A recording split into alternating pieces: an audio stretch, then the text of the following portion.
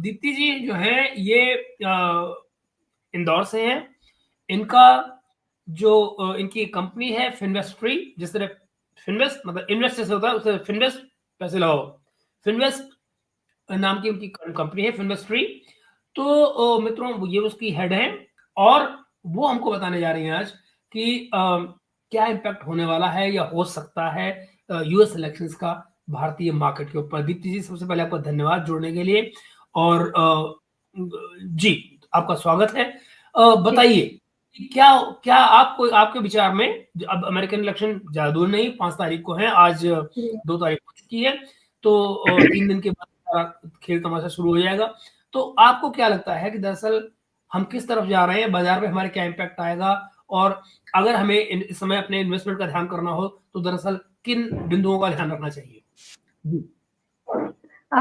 सबसे पहले आपको धन्यवाद, आपने मुझे आपके चैनल पे इनवाइट किया उसके लिए। दूसरी चीज़ ये कि इलेक्शन, चाहे इंडियन इलेक्शन हो या यूएस इलेक्शन हो, इलेक्शन ऐसी चीज़ होती है कि मार्केट में बहुत उथल-पुथल मचा देती है। मतलब बिल्कुल। 2 पार्टीज़ रहती हैं, किसी का फ़ोकस रहता है कुछ सेक्टर्स पे, किसी का फ़ोकस रहता है दूसरे सेक्टर्स पे। तो कहीं न जी। कहीं ये रहता है कि ये अगर एक्स पार्टी आती है तो ये सेक्टर इंक्रीज़ होंगे और ये डिक्रीज़ होंगे। ये वाई पार्टी आती है तो ये सेक्टर इंक्रीज़ होंगे, ये सेक्टर डिक्रीज़ होंगे। तो जो मार्केट होता है वो कई बार न्यूज़ पे काम करता है, मतलब जब टेक्निकल काम करते हैं, मतलब 2 टाइप का चीज़ें होती है, एक तो फंडामेंटल होता है और एक टेक्निकल होता है।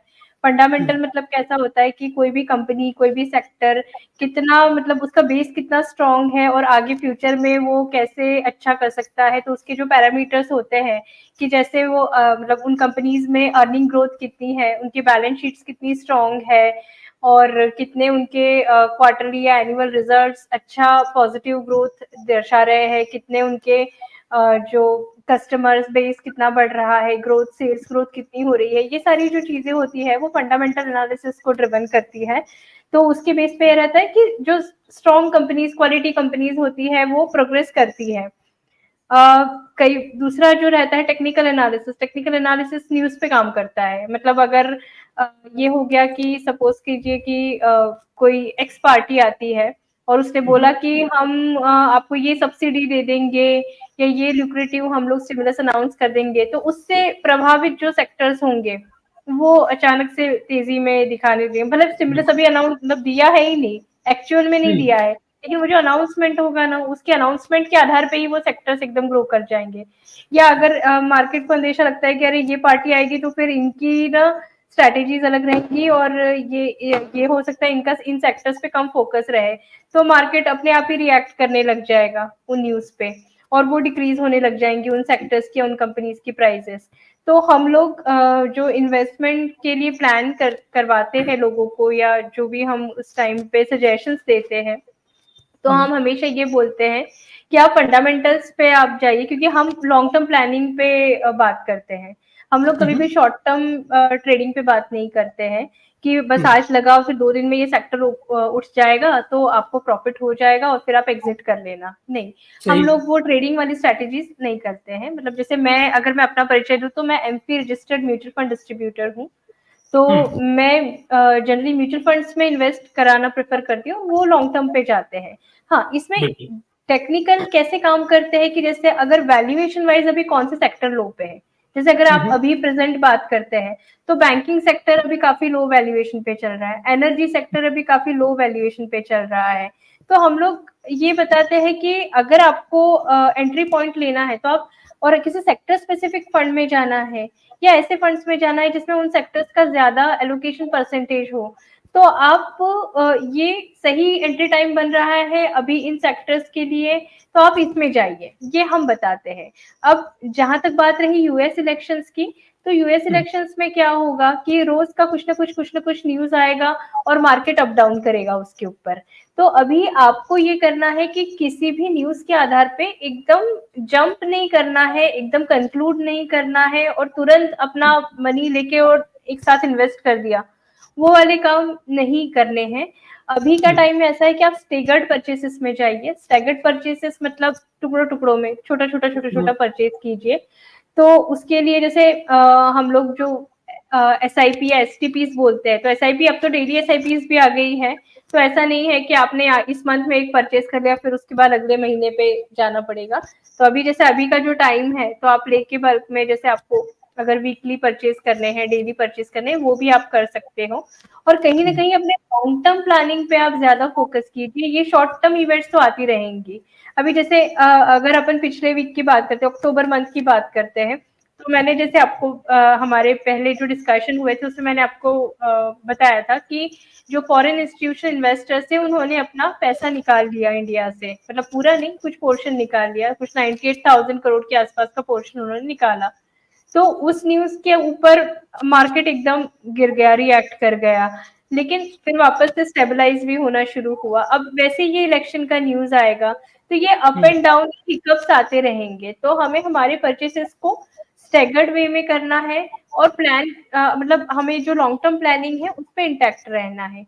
ये ही मेरा मतलब जो भी जो लोग हैं, जो इन्वेस्टर्स हैं, उनके लिए संदेश है। ओके, सो देखिए आपके लिए ऑलरेडी एक सवाल आया हुआ है। देखिए अब ये पोटेंशियल आपकी क्लाइंट भी हो सकती है। ये महिला जो है ये बहुत इन्वेस्ट करती है, बहुत पैसे वाली महिला है। खैर अच्छा। ये कह रही है मैम, गवर्नमेंट ने जो कस्टम ड्यूटी कट की गोल्ड और उसका सॉवरेन गोल्ड बॉन्ड्स पर क्या इम्पैक्ट आया? अच्छा, इसको मैं आपका जो क्वेश्चन है, अभी देखिए आप अगर देख रहे होंगे कि गोल्ड की प्राइसेस अभी कितनी बढ़ गई है ना?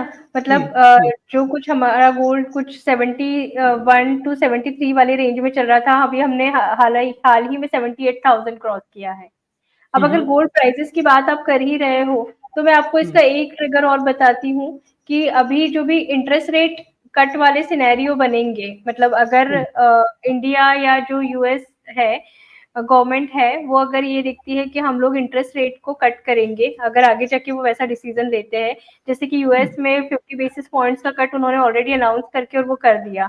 अब वैसे अब जो इंडियन मॉनेटरी पॉलिसी होगी उसमें आएगा, या जैसा भी होगा आगे यूएस में और होंगे, तो उसकी वजह से गोल्ड या आपका जो वो सोवरेन गोल्ड बॉन्ड्स है, इनकी प्राइसेस और बढ़ेंगी। मतलब ये आपको बूस्ट दिखाएंगे आने वाले टाइम में। पर उनका आगे का ये कहना है कि अच्छा लॉन्ग टर्म की डेफिनेशन पूछना कि लॉन्ग टर्म होना क्या चाहिए, जो गवर्नमेंट की पॉलिसी है वही स्टेबल नहीं है उसको लेकर। वो कह रही नहीं, मैम लॉन्ग टर्म ये की डेफिनेशन। गवर्नमेंट की जो पॉलिसीज रहती है ना, मतलब हम्म देखो लॉन्ग ये तो चेंज होता रहता है। इवन आप ये देखिए टैक्सेशन के रेट्स भी चेंज होते हैं। अगर हम इस तरीके से बात करेंगे तो हर साल बजट चेंज होता है, बजट में कितनी सारी अलग अलग पॉलिसीज अनाउंस होती है, टैक्सेशन के रेट्स चेंज होते हैं। अगर हम एक साल पहले इंडेक्सेशन की बात कर रहे थे, अभी इंडेक्सेशन हटा दिया है, तो ये सारी चीजें तो चेंज अप एंड डाउन होते ही रहते हैं। वो अप एंड डाउन ही तो कैप्चर करना है हमको मार्केट के। और जो लॉन्ग टर्म की हम लोग बात कर रहे हैं और स्टेगर्ड परचेसेस की बात कर रहे हैं, तो ये हम्म स्टेगर्ड परचेसेस मतलब जो एसआईपी एसटीपीज होती है म्यूचुअल फंड में, या जो आप थोड़ा थोड़ा इंटरवल में पैसा लगाते हो एक डिसिप्लिनरी वे में, तो वो ही हेल्प करते हैं ये मार्केट के अप एंड डाउन और ये जो भी चेंजेस होते हैं उनको कैप्चर करने में और आपका रिटर्न कंपाउंड करने में। ओके, देन वो पूछ रहे हैं आगे कि what is your view what tariff which Trump proposes to impose on countries which looks unfavorable to him? I think ये तो ये I'm not sure कि ये सवाल उनके लिए बनता है या नहीं, बट ये अगर पॉलिटिकल व्यू हो गया। बिकॉज ये नहीं बनता आपका। अच्छा, जहां तक इंदू जी क्या कर रही हैं, नहीं अरे भाई, अगर जितने आप अमीर हैं उसका फर्दर अमीर बनाने का काम उनका है ना, ये काम उनका है, फिर वो फर्दर आपको अमीर बनाएंगे और ज्यादा, टेंशन ना लो। तो जी जी जी, तो इंदु जी अभी तो लंबे चौड़े ऐसे कोई सवाल यहाँ पे और तो नहीं है दीप्ति जी, लेकिन अगर आप अभी इस पे और कुछ बताना चाहें या कोई खबर देना चाहें इसको लेकर कि क्या स्ट्रेटजी जो है, कोई पॉइंट आपको रह रहा हो तो वो आप दे सकते हैं। स्ट्रैटेजीज तो जैसे मैंने आपसे डिस्कस की कि स्टैगर्ड परचेसेस पे हम जा सकते हैं। दूसरा चीज मैं आपको ये भी बताना चाहूंगी कि कई बार जैसे एकदम ऐसे पॉइंट्स आते हैं कि 1000 पॉइंट से मार्केट डाउन हो गया, या एकदम से कुछ सर्किट लग गया या कुछ ऐसा हो गया कोई न्यूज के ऊपर, तो उस टाइम पे भी लोग कई बार पैनिक रिएक्ट करते हैं, तो वो चीज नहीं करनी चाहिए। और हमें अपनी मतलब जो मैं बार-बार बोल रही हूँ कि अपनी लॉन्ग टर्म प्लानिंग पे अपने को स्टेबल रहना बहुत ज़रूरी है। क्योंकि ये ऐसा है कि stock market is just like अपना लाइफ में कैसे सुख-दुःख आते हैं, वैसे स्टॉक मार्केट में अप्स एंड डाउन्स आते हैं और उन अप्स एंड डाउन्स से ही हमारे रिटर्न कंपाउंड करते हैं। मतलब आप सोचो अगर डाउनफॉल नहीं आएगा तो हम डाउन मतलब परचेज़ लोअर एनएवीज पे कैसे करेंगे या लोअर प्राइसेस पे कैसे परचेज़ करेंगे? और वो अच्छा, नहीं एक करेंगे तो सवाल फिर वैल्यूएशन कैसे बढ़ेगा उस हिसाब से? जी, एक सवाल मैं भी आपसे पूछ लेता हूँ लगे हाथ, वो ये कि अब चूँकि इलेक्शन के टाइम पर ये फ्लक्चुएटिंग मार्केट होगी आने वाले दिनों में, हुँ। ऐसी उम्मीद की जा रही है। तो क्या आपको लगता है कि ऐसे टाइम पर कोई हमको इन्वेस्टमेंट्स के प्लान करने चाहिए या चुप करके पैसे बचा के रख अभी इंतज़ार करना चाहिए कि जब तक स्टेबिलिटी ना आ जाए तब तक कुछ ना करो? How would you in suggest? इंतज़ार तो कभी भी नहीं करना चाहिए, मार्केट चाहे जैसा भी हो, क्योंकि हमें हुँ, ये नहीं पता है कि स्टेबिलिटी कब आएगी। हुँ, हमें कभी भी मतलब अगर हम उन्हीं चीज़ों को प्लान कर सकते हैं जो सर्टेन होती हैं। जहाँ हुँ, अनसर्टेनिटी होती है, वहाँ पे हम लोग कैसे डिसाइड करेंगे कि हाँ, ऐसा होगा तो हम करेंगे। तो हुँ, इलेक्शंस हो या जैसे किसी भी इस टाइप का क्राइसिस हो भी जैसे मिडिल ईस्ट वाला भी क्राइसिस चल रहा है हुँ, पीछे यूक्रेन रशिया का भी हुआ था 18% से मार्केट फॉल हुआ था जब रशिया यूक्रेन का हुआ था तब अब उस टाइम पे हुँ, जिन भी लोगों ने इन्वेस्ट किया था उनके रिटर्न्स आज आप देखिए कितने अच्छे हो गए हैं तो हुँ, हुँ, अगर हमें देखो ये एक चीज तो बहुत क्लियर है कि फ्लक्चुएशंस अभी दिख रहे हैं अगर हुँ, फ्लक्चुएशंस है और हम थोड़ा थोड़ा करके परचेज करते जाएंगे बिना वेट किए कि इतना करेक्ट होगा मार्केट तब करेंगे या वापस स्टेबिलिटी आएगी तब करेंगे तो कहीं ना कहीं हमें इसके रिजल्ट्स लॉन्ग टर्म में जरूर मिलेंगे तो हमें मैम हमारा ये काम करना है मार्केट को अपना काम करने दीजिए ओके, अभी पीछे जो हुआ था कि ये एकदम से हमारा स्टॉक मार्केट धब से बैठ गया था, इसके पीछे एग्ज़ैक्ट रीज़न थे क्या? हुआ क्या था ये? हाँ ये जैसे आप अक्टूबर की बात कर रहे हैं अभी हुँ, है ना? जी, अक्टूबर की जी, जो बात करें उसमें बहुत सारे रीज़न्स थे। One of the um, reason was FII जो फॉरेन इंस्टीट्यूशनल इन्वेस्टर्स थे, उन्होंने अपना पैसा इंडिया से निकाला था। क्यों निकाला था? क्योंकि चाइना में अट्रैक्टिव स्टिमुलस अपॉर्च्युनिटी उन्होंने दी थी। तो वहाँ एक हुँ, उनको लगा कि अच्छा एंट्री पॉइंट बन रहा है आगे की ग्रोथ के हिसाब से, इसलिए उन्होंने 98,000 करोड़ का हुँ, पैसा अपना वहाँ से इंडियन मार्केट से निकाल लिया और उधर चाइना में इन्वेस्ट किया। चाइना थोड़ा बहुत जापान मार्केट में भी ऐसा करके इन्वेस्ट किया। एक ये ओके, रीज़न था मार्केट फॉल होने का क्योंकि 98,000 करोड़ वाज़ बिग अमाउंट। और आप देखिए राइट, जो पिछले क्राइसिस थे तो उसमें जैसे जो कोविड वाला क्राइसिस था, उस टाइम हुँ, पे 78,000 करोड़ के आसपास का पैसा निकला था और अभी आप देखो कि 95 98,000 निकला है, तो कहीं न कहीं गैप वाज़ वाइडर। तो एक वो था, दूसरा जो कॉर्पोरेट अर्निंग ग्रोथ है वो जो एक्सपेक्टेड थी उससे कम आई, कंपनीज़ की अर्निंग ग्रोथ। तो वो भी हुँ, हुँ, कहीं न कहीं मार्केट उसको लेके डिस्काउंट कर गया मतलब उसको लगा कि ये एक थ्रेट है आगे के लिए क्योंकि अगर हुँ, अर्निंग नहीं होगी तो फिर हम लोग कैसे स्टॉक प्राइसेस बढ़ाएँगे? बिल्कुल, बिल्कुल, तो वो भी एक वन ऑफ द रीज़न था, कॉर्पोरेट अर्निंग्स था, ये था और जो मिडल ईस्ट का टेंशन चल रहा है, वॉर हुँ, वाला, वो भी एक हुँ, पॉइंट है और आने वाला यूएस इलेक्शन, उसको लेके भी कहीं न कहीं मन में डर है कि कौन-सी पार्टी आएगी और किससे क्या प्रभाव पड़ेगा।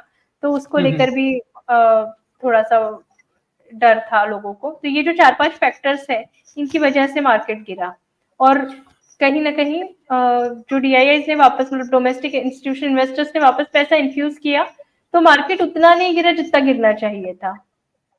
हुँ।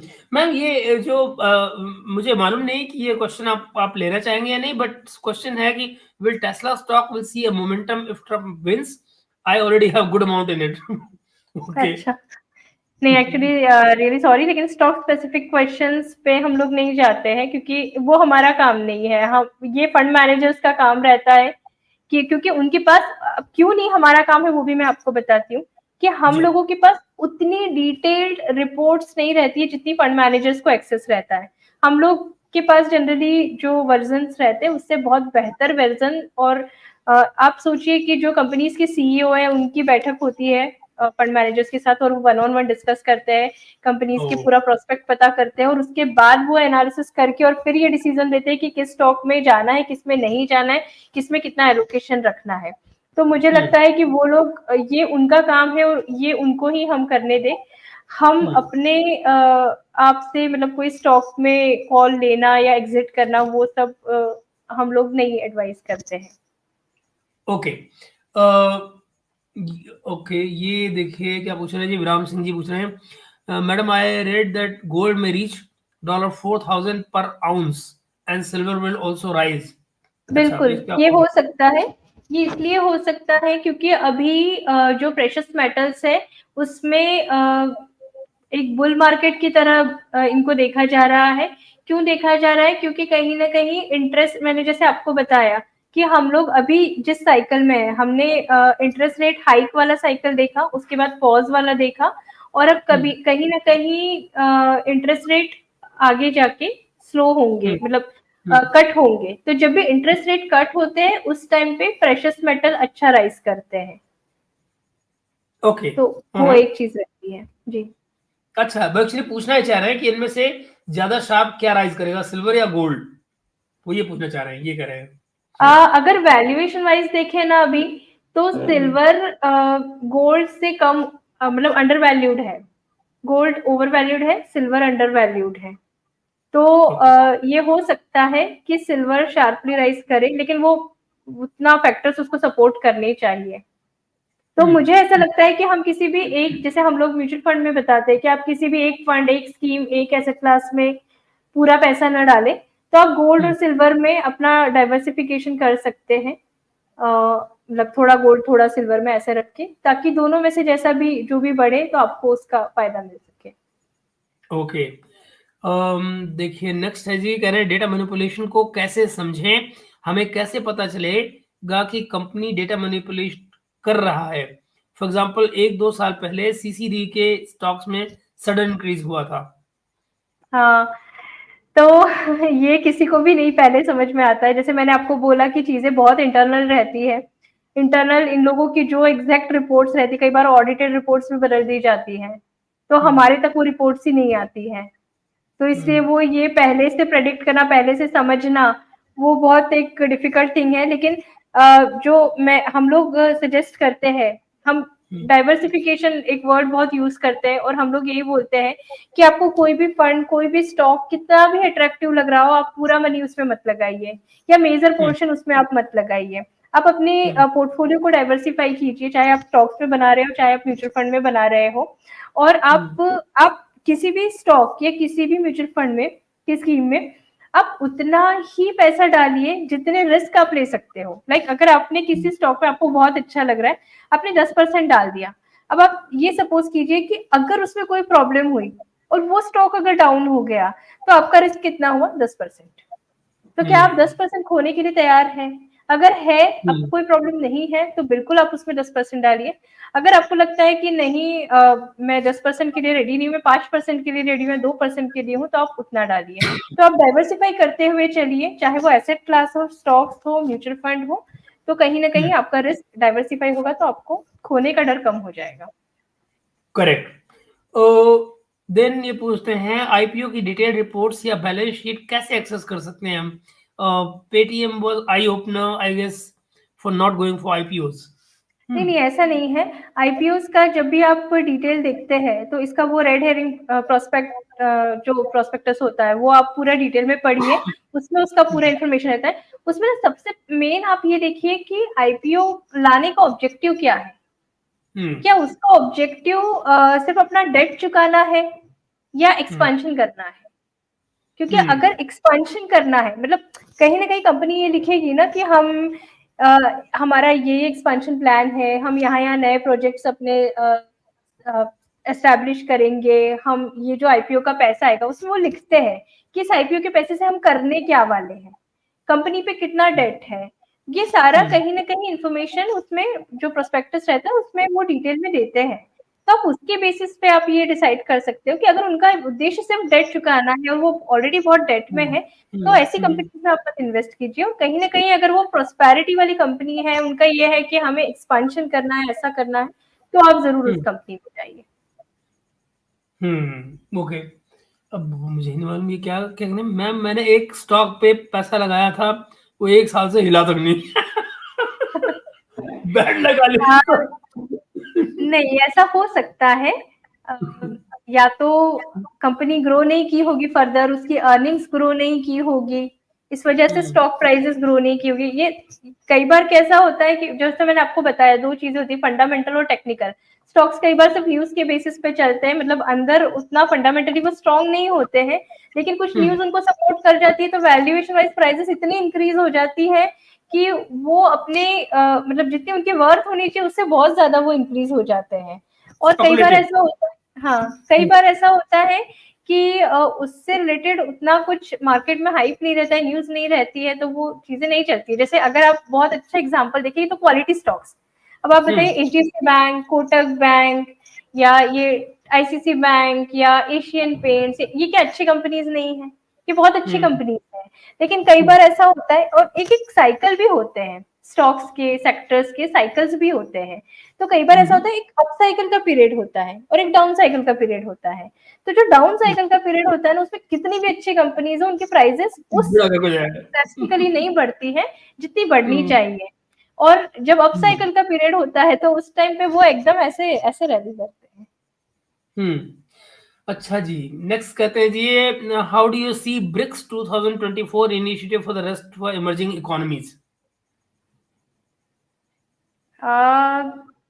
ये क्वेश्चन का मैं आंसर मैं बाद में करूँ तो अच्छा, चलेगा आपको क्या? चेक करके देना होगा। हाँ, ये मुझे चेक करके देना होगा। ओके, ठीक है। ये कह रहे हैं जी, I think I don't know whether question है या कमेंट है बेसिकली।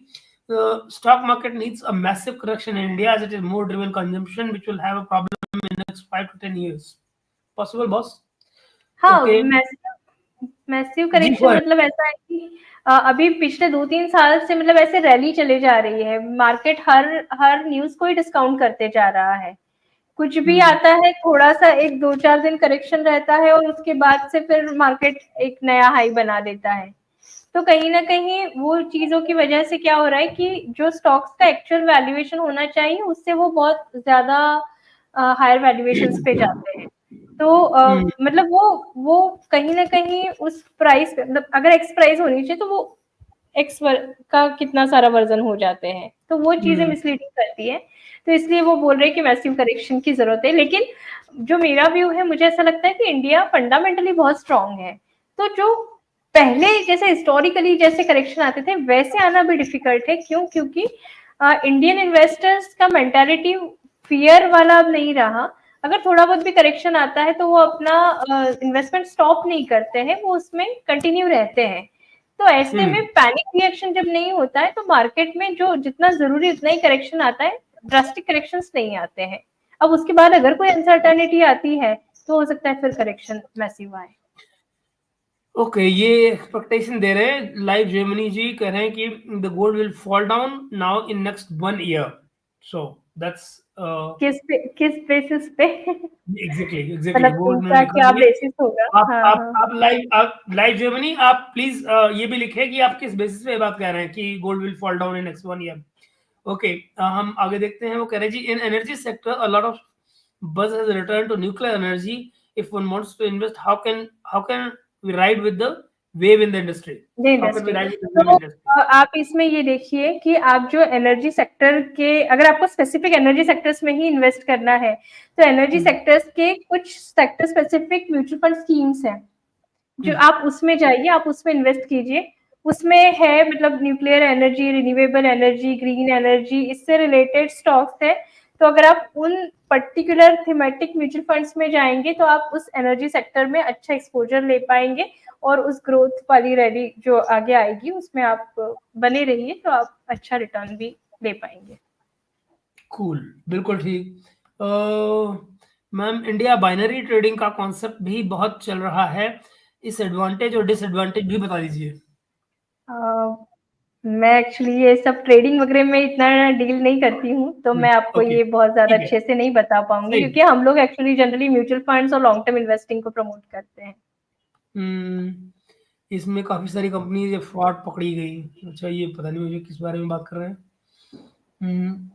अच्छा, वो ओके, बाइनरी ट्रेडिंग के बारे में ही बात कर रहे होंगे कि उसमें काफी सारी कंपनीज पकड़ी गई और ये, तो ओके। इसलिए देखिए, मतलब मुझे ऐसा लगता है कुछ भी हो, हमें ना ऐसी जगह इन्वेस्ट करना चाहिए जहाँ पे रेगुलेशंस बहुत स्ट्रांग हो, ओके, है ना? तो हम अगर मतलब स्ट्रॉन्ग रेगुलेशन वाले इन्वेस्टमेंट एवेन्यूज में इन्वेस्ट करेंगे तो हमारे साथ फ्रॉड और ये सारी चीजें नहीं होंगी। बिल्कुल। तो कहीं ना कहीं आप ये देखिए कि अगर आप स्टॉक मार्केट में भी ट्रेडिंग कर रहे हैं तो क्या आप सही जगह सही प्लेटफॉर्म से ट्रेडिंग कर रहे हैं? अगर हाँ तो फिर बिल्कुल कीजिए। जैसे कुछ लोग अभी भी मतलब ये सब बिटकॉइंस और ये सब बैन होने के बाद भी उसमें इन्वेस्ट करते हैं, फ्रॉड्स होते हैं और फिर उनका पैसा डूब जाता है। तो जो भी अनरेगुलेटेड चीजें हैं उसमें बिल्कुल लालच में फंस के और उसमें आप ट्रेडिंग मत कीजिए, क्योंकि अपना उतना हार्ड एंड मनी रहता है वो खराब नहीं होना चाहिए। ओके। ये एक बात यहाँ मैं भी पीछे कहता रहा हूँ, लगातार कि प्रेडिक्टेड ये है कि दिसंबर के एंड में, जनवरी के शुरू में कभी यूएस मार्केट के क्रैश होने की बात हो रही है कि न्यूयॉर्क स्टॉक एक्सचेंज डाउन जा सकता है। आप उस बारे में कुछ कहना चाहेंगे कि ये जो यूएस मार्केट का जो क्रैश होने का ये बोल रहे हैं, ये कहीं ना कहीं इससे रिलेटेड होगा कि इसमें डेट बहुत बढ़ गया है यूएस मार्केट में, मतलब वो बोरोइंग बहुत ज्यादा कर रहे हैं, उनका जो बजट है उसमें से वो इंटरेस्ट रेट का कॉस्ट बहुत ज्यादा दे रहे हैं, तो उस वजह से कहीं ना कहीं मतलब जिन डेफिसिट उनका बहुत ज्यादा बढ़ रहा है, तो वो चीज वो बात कर रहे होंगे कि इस वजह से क्रैश होने की संभावना है। तो अभी मतलब अब जो ये बोल रहे हैं कि कब होगा क्या होगा वो तो किसी को नहीं पता है, लेकिन एक बबल बना हुआ है कि अगर ये इन्होंने अगर अपना एक्सपेंडिचर्स पे इन्होंने रोक नहीं लगाई, कम नहीं किया, इनको या तो अपने एक्सपेंडिचर कम करने पड़ेंगे, बोरोइंग कम करनी पड़ेगी, या फिर इनको जो इनके इंटरेस्ट रेट है वो कट करने पड़ेंगे। ये दोनों तीनों में से कुछ एक ही ऑप्शन हो सकता है। इन तीनों में से ये जो भी कर पाए वैसा फिर आगे इनको क्रैश नहीं होने में मदद मिलेगी। ओके। ये कहते हैं जी, what is the Nifty 50 low PE observe in last decade? ये अब आप देखिए, ये मुझे कख नहीं पता इसका। निफ्टी 50 का लो पी, अभी का जो करंट पी है वो तो 23.7 के आसपास चल रहा है, और जो मतलब कुछ 10 ईयर अगर अपन एवरेजेस वगैरह में जाते हैं, लॉन्ग टर्म एवरेजेस में, तो ये कहीं ना कहीं अब 14-15 के आसपास होना चाहिए। मैं एग्जैक्ट तो नहीं बता पाऊंगी, पर 14-15 के आसपास का पी देखा गया है। ओके। आगे का पूछना आदित्य जी, बाइनरी का इंडिया में फ्यूचर है क्योंकि ये एक गैम्बलिंग की तरह से है। ओके। मैं सॉरी लेकिन मैं इन चीजों में नहीं ओके। एडवाइस करती हूँ। ओके, इंदु जी क्या करेंगे? गोल्ड प्राइस इंक्रीज ही होंगे, कमोडिटीज को कैसे पिक करूं?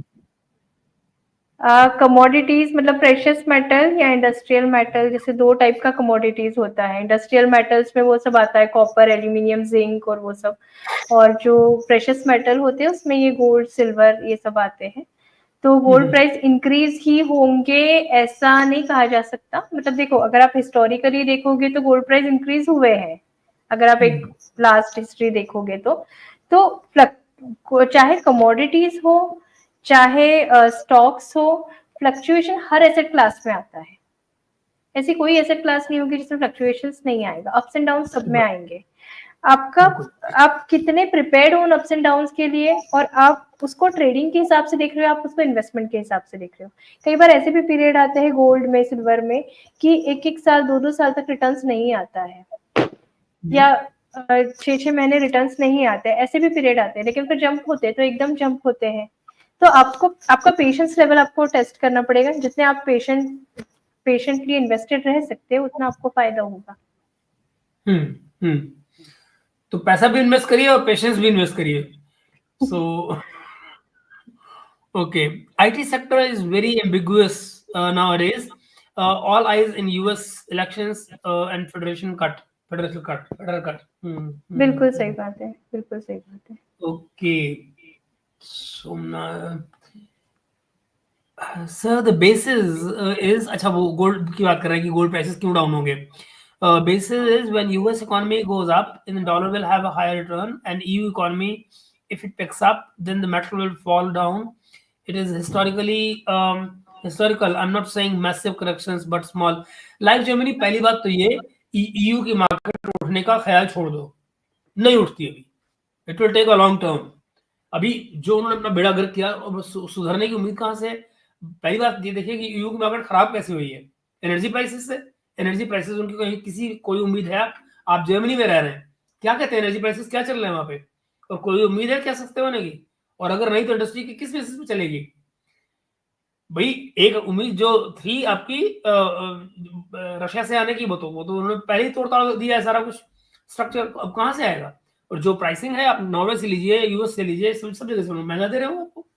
तो the only solution that remains is, India से भी जो मिल रहा है बहुत सस्ता नहीं मिल रहा है, पर कंपैरेटिवली ठीक मिल रहा है जो रशियन को एनर्जी मिल रही है यहाँ से, दैट इज अबाउट इट। अब उस पर भी इन्होंने जो नया ड्रामा छोड़ा है, जिसमें हम आगे बात करने जा रहे हैं कि भाई जो भी यूएस कनेक्शन से जुड़ी हुई कंपनी, रशियन कनेक्शन से जुड़ी कंपनीज हैं, वहां बैन लगा रहे हैं, सैंक्शंस लगा रहे हैं। मैं अभी, आप यकीन नहीं मानेंगे, अभी कुछ देर पहले ही मैं बात कर रहा था अमेरिका में किसी से, और वो जनाब यही बात हो रही थी कि ये बैन कैसे आप देखते हो, कैसे क्या है, स्ट्रेटेजिक बैन है, बट ये सब चल रहा है। तो एनीवे हम आगे चलते हैं इससे। I don't think that's a valid argument boss, because ये जो आपका इफ है ना, ये if is very big, the if is very big. If the EU market, आपको लगता है इतना आसान है ईयू मार्केट को उड़ जाना? ऐसी उड़ जाएगी? दो जो इंजन है आपके बर्बाद बैठे हुए हैं, फ्रांस और जर्मनी, वही तो ईयू के इंजन है। बाकी सब इकोनॉमी हमेशा ही बैठी रहती है, बाकी तो ईयू की इकोनॉमी कौन सी है? तो okay madam, what's your opinion on open platform for investment for angel investing etcetera? जो भी ओपन प्लेटफॉर्म्स होते हैं इन्वेस्टमेंट के, उसमें जनरली ये होता है कि आपको खुद से ही स्कीम्स वगैरह चूज करके और खुद से ही जो भी आप इन्वेस्टमेंट पैटर्न चूज करके और आपको इन्वेस्ट करना होता है। हालांकि उनके डिजिटल आरएम्स वगैरह होते हैं, लेकिन वो उसमें वैसा रहता है कि वो चेंज होते जाते हैं, मतलब आज कोई है कल कोई और होगा वैसा। तो जैसे बहुत सारे इन्वेस्टर्स जो मेरे पास आते हैं तो वो कंफर्ट नहीं फील करते हैं उसमें। उनको ऐसा लगता है कोई एक पर्सन होना चाहिए जो लॉन्ग टर्म फाइनेंशियल प्लानिंग पे हमें हेल्प करे। हमें बार बार उसको मतलब पर्सन चेंज हो जाए फिर हम उसको एबीसीडी से सब बताए, वो नहीं होना चाहिए। तो वो डिपेंड करता है किसका कैसा चॉइस है उसके ऊपर। ओके, ये पूछ रहे जी, एक डिटेल एनालिसिस के लिए क्या चीजें जरूरी हैं? डिटेल एनालिसिस मतलब स्टॉक का, म्यूचुअल फंड का, किस चीज का? मतलब किसी भी, देखिए किसी भी चीज का आप स्टॉक इसका डिटेल एनालिसिस करने चाहते हैं तो आपको उस रिलेटेड, अगर आप किसी स्टॉक का एनालिसिस कर रहे हैं तो मेरे हिसाब से आपको फंडामेंटल्स पे जाना चाहिए। बैलेंस शीट्स जो रहती है, उनकी अर्निंग्स की जो रिपोर्ट रहती है, प्रॉफिट एंड लॉस की रिपोर्ट्स रहती है, कंपनी का बिजनेस कैसा बढ़ रहा है, उसका सेल्स ग्रोथ कैसा हो रहा है, उसकी एम्प्लॉयज की स्टेबिलिटी क्या है, टाइप ऑफ जो भी उनकी इंटरनल रिपोर्ट्स रहती है, आपको उस पे जाना चाहिए। फिर रही बात म्यूचुअल फंड्स की, तो म्यूचुअल फंड्स में आप इनका भी ये रहता है, जैसे कुछ म्यूचुअल फंड्स जो है प्रोडक्ट नोट वगैरह जारी करते हैं, तो प्रोडक्ट नोट्स आप देख सकते हो। तो प्रोडक्ट नोट्स से आपको पता चलता है कि इसमें आगे क्या स्ट्रैटेजी ये लोग यूज करेंगे, किस सेक्टर्स पे, मतलब किस टाइप का इनका इन्वेस्टमेंट का आगे स्ट्रैटेजी रहेगा, तो उसके हिसाब से आप अपना कॉल ले सकते हैं। ऑलराइट, तो हम लेते हैं आपको आगे। some binary trading apps are not compliant with RBI guidelines, so taken down. Okay. Then, what is your view on foreign exchange, hedge funds, and investment in derivatives? ये सब आपको तब करना चाहिए जब आप इसमें बहुत स्किल्ड हो, या आपको उनके साथ करना चाहिए जो इसमें बहुत स्किल्ड है। अगर आप स्किल्ड लोगों के साथ करेंगे तो आपको लॉसेस होने के चांसेस कम हो जाएंगे। Okay. And then, what should be the capital allocation between large, medium, and SME sectors? Capital allocation in large, medium, and SME sector. What should the capital allocation? I think ये आपका question formulate नहीं ये कर मेरा, मतलब क्योंकि मैं actually I am not fund manager, तो मैं बिल्कुल, तो ये आप एलोकेशन सवाल वो पूछिए जो फंड मैनेजर वाले क्वेश्चंस हैं वो ना पूछें लाइव में। आप एनीवे आगे चलते हैं। When stock market fall gold rises. अच्छा, अगर स्टॉक नहीं, गिरता है ऐसा तो जनरली होता है कि जब स्टॉक मार्केट गिरता है तब गोल्ड राइज होता है, लेकिन अभी कैसा हो रहा है पता है? जैसे अभी पिछला साल आप देखोगे तो गोल्ड भी बढ़ा, स्टॉक मार्केट भी बढ़ा, डेट भी बढ़ा, सब बढ़ा। तो अभी तो ऐसा हो रहा है कि मतलब किसी भी चीज का कोई ऐसा बहुत थंब रूल स्पेसिफिक या हम एकदम हिस्ट्री पे जाए और हिस्ट्री में जैसा होता था वैसा ही रिपीट होगा, वैसा नहीं है। हाँ, लेकिन ये है कि गोल्ड और स्टॉक्स का एक इनवर्स रिलेशनशिप जरूर होता है, जब भी स्टॉक मार्केट बहुत गिरता है तो गोल्ड अप होता है, जैसे अभी भी हमने देखा FIS ने सेलिंग की, स्टॉक मार्केट गिरा तो गोल्ड अप हुआ। पर ऐसा भी नहीं है कि कंसिस्टेंटली, मतलब अगर स्टॉक मार्केट राइज हो रहा है तो गोल्ड राइज ही नहीं होगा, ऐसा भी नहीं है, वो थोड़ा थोड़ा करके होता है। ये हिकअप्स रहते हैं कि अगर जैसे ऐसा शार्प डाउन टर्न आए तो गोल्ड में शार्प अप टर्न आएगा, वो वैसा रहता है। और वो क्यों रहता है उसका भी मैं रीजन बताती हूँ, क्योंकि गोल्ड में लोगों को लगता है कि ये सेफ हेवन है, सेफ एसेट है, तो उस हिसाब से उनको ऐसा लगता है कि अगर स्टॉक मार्केट में थोड़ा सा ज्यादा फ्लक्चुएशंस हो रहे हैं और ऐसा हो रहा है तो चलो लेट्स इन्वेस्ट इन गोल्ड, तो कम से कम गोल्ड से हमारा पैसा कहीं जाएगा नहीं, ये एक मेंटालिटी रहती है, इसलिए ऐसा इन्वेस्टरशिप रहती है। जी, ओके। ये कह रहे हैं जी मैम SGB, आप दीप्ति जी कुछ परेशानी हो रही है? नहीं वो चार्जर जा रहा था तो मैंने बस वो बैटरी का ओके। बटन लैपटॉप का charger. SGB, ma'am SGB last फरवरी में आया था, तो गवर्नमेंट अब उस स्कीम को बंद करने वाली है क्या? SGB 1 एक साल में 4-5 बार अलॉट होते थे, अब नहीं हो रहे। Okay, reason is government have to pay higher returns to the investors. Okay, हाँ, ये गवर्नमेंट का मूव है तो इस पे मैं कुछ कमेंट नहीं कर पाऊंगी अभी कि ओके। आगे कब लाएंगे, कैसे लाएंगे, वो पूरा मतलब गवर्नमेंट के कंट्रोल में होता है वो सब। क्या है मैम, मेन फॉरेक्स ट्रेडिंग काफी ठीक ठाक प्रॉफिट करता हूँ, पर ये इंडिया बनाई नहीं। आदित्य, ये मुझे तो समझ नहीं आया क्या लिखा है, ये आप क्या पूछ रहे हैं? मतलब ये इंडिया बनाई क्या होता है, मतलब मैं समझा नहीं, मुझे नहीं पल्ले पड़ रहा है क्या लिखा इंडिया हुआ में है। इंडिया में बैन है ऐसा तो नहीं पूछ रही है मैम, मैं ओहो, अच्छा, फॉरेक्स इंडिया में बैन है। ट्रेडिंग ओके काफी ठीक ठाक ओके प्रॉफिट करता हूँ, पर इंडिया में बैन है ऐसा कुछ उनको ओके। लिखना हाँ। होगा ऐसा। नहीं, मैंने हम्म। आपको एक ही चीज बोली, मतलब सब लोगों को, कि हम्म। आप उन्हीं एसेट क्लासेस में या उन्हीं मार्केट्स में आप ट्रेड कीजिए जो रेगुलेटेड हो। डेरिवेटिव्स भी रेगुलेटेड प्रोडक्ट है, कोई दिक्कत नहीं है उसमें। फ्यूचर एंड ऑप्शंस हो गया, ये सब रेगुलेटेड प्रोडक्ट है, तो आप उस जो रेगुलेटेड मोड ऑफ ट्रेडिंग है आप उसमें जाइए तो प्रॉब्लम नहीं। Alright. इंदु जी कह रहे हैं Europeans are only people on planet who sunken themselves। अच्छा, ठीक है। ओके। आदित्य जी ठाकरे जी क्या कह रहे हैं? मैम, मैं गोल्ड में 4 लाख प्लस प्रॉफिट में हूँ। अरे यार, पैसे ही बता रहे भाई, इनकम टैक्स वाले छापा मारे हैं, क्या कर रहे हो? और क्या मुझे मुझे निकल निकल जाना जाना चाहिए? चाहिए। देखिए, गोल्ड के लिए भी प्रोस्पेक्ट तो आगे का ब्राइट है। जैसे मैंने आपको बताया था ट्रिगर कि अगर यहाँ से इंटरेस्ट रेट कट होते हैं तो गोल्ड के लिए अच्छा होगा। तो अगर आपको पार्शियल प्रॉफिट बुक करना हो या आपकी कोई इमीडिएट नीड हो, तो आपको ऐसा लगता है कि मुझे आने वाले ये टाइम में मुझे इतने पैसों की जरूरत पड़ेगी, तो फिर मैं इसको प्रॉफिट बुक करके इसमें मेरा काम हो जाएगा, तो आप बिल्कुल प्रॉफिट बुक कीजिए। लेकिन अगर आपको ऐसा लगता है कि ऐसा मुझे नीड वगैरह कुछ नहीं है और थोड़ा बहुत फ्लक्चुएशन भी आए तो चलेगा, तो आप अभी इन्वेस्टेड रह सकते हैं, क्योंकि गोल्ड के लिए अभी अच्छा बुल मार्केट जरूर होगा, ऐसा संभावना है अगर इंटरेस्ट रेट आगे कट होते हैं तो। ओके। ऑलराइट। तो मैं फिर आगे आपको बताता हूँ। Talk over here, we will election soon here. Okay. Aditya ji कह रहे हैं गोल्ड का प्राइस कम होने का कोई चांस है? नहीं है। सो तो ये फ्लक्चुएट होगा, लेकिन कम मतलब ऐसा नहीं होगा कि अभी हम 78 पे हैं तो हम 60 पे पहुंच जाएंगे, 50 पे पहुंच जाएंगे, इतना फ्लक्चुएशन होना बहुत डिफिकल्ट है। थोड़ा बहुत होगा, 78 से 75 जा सकते हैं या और कम जा सकते हैं, अगर कुछ कुछ इवेंट होने के ऊपर डिपेंड करता है, क्या इवेंट होगी उसके ऊपर, और उसमें मतलब गोल्ड और सिल्वर कैसा रिएक्ट करेंगे। मैं एक और चीज करूंगा आदित्य भाई, ये अभी जो है जैसे ही ये जब प्रोग्राम खत्म हो जाएगा, जब हम शो खत्म कर लेंगे, तो मैम की डिटेल्स को मैं डिस्क्रिप्शन में डाल दूंगा आपके लिए।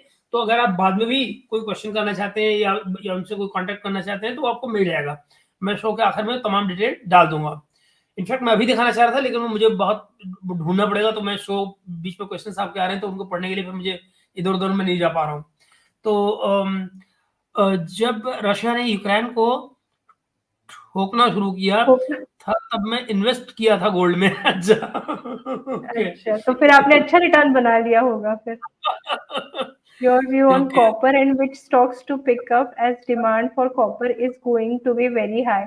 अब इसमें भी ना मैं आपको यही बात बोलूंगी कि अगर जैसे जो मैंने आपको बोला कि अगर अगर इंटरेस्ट रेट कट होते हैं, अच्छे खासे होते हैं, तो फिर हो सकता है कि प्रेशियस मेटल और जो ये इंडस्ट्रियल मेटल्स है उसमें अच्छा खासा हम लोग राइज देख सकते हैं।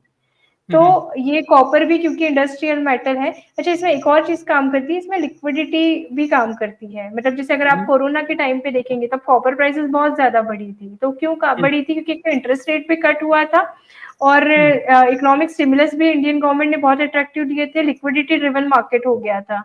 तो ये दो तीन चीजें होती है कि जिसकी वजह से इंडस्ट्रियल अच्छा होता है। तीसरा चीज ये होती है कि डिमांड भी होनी चाहिए। अगर डिमांड बहुत ज्यादा है इंडस्ट्रियल मेटल्स के लिए तो भी अच्छा काम करते हैं ये। तो ये दो तीन चीजें होती है तो होता है। अब अगर आपको ऐसा लगता है कि ये कैसे पता चलेगा या मैं कैसे इन्वेस्ट करूं इसमें, तो इंडस्ट्रियल मेटल्स रिलेटेड भी कुछ फंड्स होते हैं जो स्पेसिफिकली उनका ओवरवेट होता है इंडस्ट्रियल मेटल्स में, मतलब कमोडिटी सेक्टर के फंड होते हैं। तो हमारे लिए बहुत इजी होगा कि हम उन फंड्स में इन्वेस्ट करें। तो फंड मैनेजर्स अपने हिसाब से उनको जिस भी ऐसी कंपनीज लगती है कि जिसमें कॉपर, एल्यूमिनियम, जिंक, स्टील ये सब जो रहता है उसका कॉम्बिनेशन से कौन सा सेक्टर उनको पता रहता है कि कौन सा अब ज्यादा जाएगा, कॉपर अच्छा करेगा, जिंक अच्छा करेगा, क्या अच्छा करेगा, एल्यूमिनियम अच्छा करेगा। तो वो उस हिसाब से वो वेटेड एवरेज लेके और पोर्टफोलियो बनाते हैं। तो मैं आपको ये सजेस्ट करूंगी कि आप किसी एक एसेट क्लास में इन्वेस्ट करने की बजाय इस टाइप के फंड्स में कीजिए, सो दैट आपका पोर्टफोलियो अच्छा डाइवर्सिफाई होगा। और इसमें भी आप स्टैगर्ड परचेसेस कीजिए। मतलब ऐसा नहीं कि अपने पास जो पैसा है वो उठा के सीधा एकदम एक फंड में लगा दिया, वैसा मत करो। आप स्टैगर्ड परचेसेस करो और किसी फाइनेंशियल एडवाइजर को, या अगर आप चाहे तो आप मुझे भी कंसल्ट कर सकते हैं, तो मैं आपको जरूर ऐसे फंड्स में इन्वेस्ट कैसे करना वो मैं आपको बताऊंगी। बहुत अच्छे, वेरी गुड। ओके, ये ma'am industries wise bright future for 3 years, 8 years, 15 years, please. यार मुझे लगता है आपको क्वेश्चन विराम दोबारा ईयर फॉर्मुलेट करना वाइज पड़ेगा, कुछ रिकमेंडेशन। पता नहीं है अच्छा, आपका। नहीं नहीं, देखिए, अब ये 3 ईयर, 8 ईयर या 15 ईयर में ये पूछ रहे हैं कि इंडस्ट्री वाइज कैसे रिटर्न्स रहेंगे, ऐसा पूछ रहे हैं ना? ओके, लग रहा है। है ना ma'am? Hmm. I industries wise bright future for 3 years, 8 years, 15 years, please answer year wise recommendation, thank you. देखिए, इसको मैं अगर इसका जवाब देने की कोशिश करूं तो म्यूचुअल फंड या स्टॉक मार्केट या कमोडिटीज या कुछ भी ऐसा, ये जो है जो मार्केट ड्रिवन होते हैं, इसमें कहीं पर भी ऐसा हम लोग गारंटीड रिटर्न एफडी जैसा नहीं बता सकते कि 3 years में आपको इतना रिटर्न आ जाएगा, 8 years में इतना आ जाएगा, 15 years में इतना आ जाएगा। हम लोग ऐसा जवाब इसका नहीं दे सकते। हम इसका कैसा जवाब दे सकते हैं कि आप लॉन्ग टर्म प्लानिंग आप उसमें बने रहिए, आप लॉन्ग टर्म तक इन्वेस्ट करते रहिए और आप अपना जो पैसा है उसको मल्टीपल एसेट्स में इन्वेस्ट कीजिए। मतलब हम हमारा अभी हम लोग पिछले साल से मतलब पिछले 2-3 साल से हम लोग एक कॉन्सेप्ट पे काम करें, मल्टी एसेट एलोकेशन। कि आप ऐसा भी मत करो कि पूरा पैसा लगा के इक्विटी में डाल दिया। आप इक्विटी, डेट, गोल्ड, सिल्वर सारे कॉम्बिनेशन में, मतलब ऐसे फंड्स होते हैं जो सारे कॉम्बिनेशन में इन्वेस्ट करते हैं। और उसमें फंड मैनेजर ये देखता है कि जिनमें भी उनको लगता है कि डेट में ज्यादा अच्छा करेगा, इक्विटी में ज्यादा अच्छा करेगा या गोल्ड सिल्वर में ज्यादा अच्छा करेगा, उस हिसाब से वो अपना वेट उसमें इंक्रीज कर देते हैं। तो कहीं ना कहीं आप इस टाइप के फंड्स में भी जा सकते हैं, या जैसा आपका पोर्टफोलियो अगर आपकी जरूरतों के हिसाब से हम लोग सजेस्ट करते हैं। तो ये जो आप बोल रहे हो 3 years, 8 years, 15 years, इसमें लॉन्ग टर्म एवरेजेस में आपको एक अच्छा बेटर रिटर्न अपना बनाने में, वेल्थ क्रिएशन करने में आपको हेल्प होगा। अभी इसमें मैं एक चीज और बताना चाहूंगी कि ऐसा इसमें थंब रूल नहीं है। अभी मुझे यहाँ से नहीं पता है कि यहाँ से बुलिश मार्केट चलेगा या बेरिश मार्केट चलेगा। अगर यहाँ से बुलिश मार्केट चलता है तो आप 3 years में हो सकता है आपका पैसा आप अच्छा खासा इंक्रीज कर ले, आपको अच्छे खासे 20% अबाउ रिटर्न आ गए समझ लीजिए। लेकिन अगर मान लो यहाँ से बेरिश मार्केट आ गया तो हो सकता है कि आपका जो पैसा है वो डाउन हो जाए, या आपको एवरेज रिटर्न आए कहीं कहीं 8 से 10% के। तो इसलिए इसका कोई थंब रूल नहीं है। इसका बस ये है कि आप इसको मतलब जब जिस टाइम पे आप इन्वेस्ट कर रहे हैं और जो आपका पोर्टफोलियो क्रिएट कर रहा है वो कैसे आपका पोर्टफोलियो क्रिएट करके देगा, आपके जो आप उसको डिस्क्रिप्शन बना के देते हो उस हिसाब से तो उस हिसाब से आपको वो पोर्टफोलियो रिटर्न मिलते हैं, कुछ मीडियम टर्म में, कुछ लॉन्ग टर्म में, कुछ शॉर्ट टर्म में, वैसा। All right. Madam, what's your view on small scale stocks in India due to very high taxes? What is your view on EBITDA expectations in next 3 years? हाँ, देखिए अभी ना अगर अपन ये इबिटा और इन सब पे बात करें ना, अभी थोड़ा सा ऐसा सीन चल रहा है कि फिलहाल में जो एकदम करंट की बात करूँ तो अभी थोड़ा सा अर्निंग ग्रोथ स्लो हो रहा है पहले से। तो वो डिपेंड करता है कि अर्निंग्स वापस कैच होती है क्या। अगर अर्निंग्स वापस अच्छे से कैच हो जाती है तो फिर वो इबिटा आपका अच्छा बढ़ जाएगा। दूसरा ये कि जो स्मॉल स्केल स्टॉक्स की आप बात कर रहे हो, तो अगर हम इसको ऐसे बोले कि जो स्मॉल कैप स्टॉक्स हैं, अगर मैं शायद इसको ऐसे कंक्लूड कर पाऊँ, तो जो mid cap small cap stocks है उसमें ऑलरेडी बहुत ज्यादा रैली आ चुकी है और उसमें वैल्यूएशन वाइज अभी अगर आप देखोगे तो वो उनके 2x वैल्यूएशन पे है। तो कहीं ना कहीं अगर हम पूरा पैसा या मेजर पोर्शन लेके हम उसमें अभी वन टाइम इन्वेस्ट कर देंगे तो वो हमारे लिए डिफिकल्टी आएगी। तो आप कहीं ना कहीं अगर अभी के मार्केट में हम लोग सजेस्ट कर रहे हैं तो हम 2-3 चीजें सजेस्ट करते हैं कि आप अभी थोड़ा सा large cap small and mid cap से सेफ पोजीशन पे है, बेटर पोजीशन पे है, आप उसमें अपना पैसा इन्वेस्ट करो। आप बैलेंस्ड कैटेगरीज ऑफ फंड में करो, आप मल्टी एसेट एलोकेशन में जाओ, ये दोनों तीनों में आप अपना मेजर पैसा लोकेट करो। उसके बाद जो आपको बचता है और आपको ऐसा लगता है कि आप मिड या स्मॉल कैप में जाके और थोड़ा सा रिस्की पोर्टफोलियो क्रिएट करना चाहते हो तो बचा हुआ पोर्शन हम उसमें डालें, लेकिन स्टेगर्ड परचेसेस में डालें, एसआईपीज और एसटीपीज के फॉर्म में। या अगर आप स्टॉक्स में इन्वेस्ट कर रहे हो तो आप स्टॉक्स में भी उस हिसाब से आप थोड़ा थोड़ा करके वैसा डाल सकते हो, सो दैट रिस्क आपकी कम हो जाएगी। नहीं भाई राहुल आनंद जी, मैं राहुल गांधी का चैनल देखने बजाय आपसे बातें कर लूंगा, वो ज्यादा अच्छा है, ये ज्यादा अच्छा रहेगा। Madam, your views on Nifty 50 out of 100 and BSE 100 in next 3 years? In next 3 years, देखिए जैसे मैंने आपको बोला कि हम लोग अभी ऐसे यहाँ बैठ के ऐसा कुछ भी प्रेडिक्ट नहीं कर सकते। मैं आपको बस इतना बता रही हूँ कि फंडामेंटली इंडिया की जो पोजीशन है वो बहुत अच्छी है, गवर्नमेंट पॉलिसीज बहुत अभी जो चल रही है वो बहुत सपोर्टिव है, सब अच्छा है। लेकिन जैसा अभी आप देख रहे हो कि पिछले 3 साल से जो रैली चल रही है वो हाई इतना, मतलब उसकी वजह से वैल्यूएशंस वगैरह हाई हो गया है।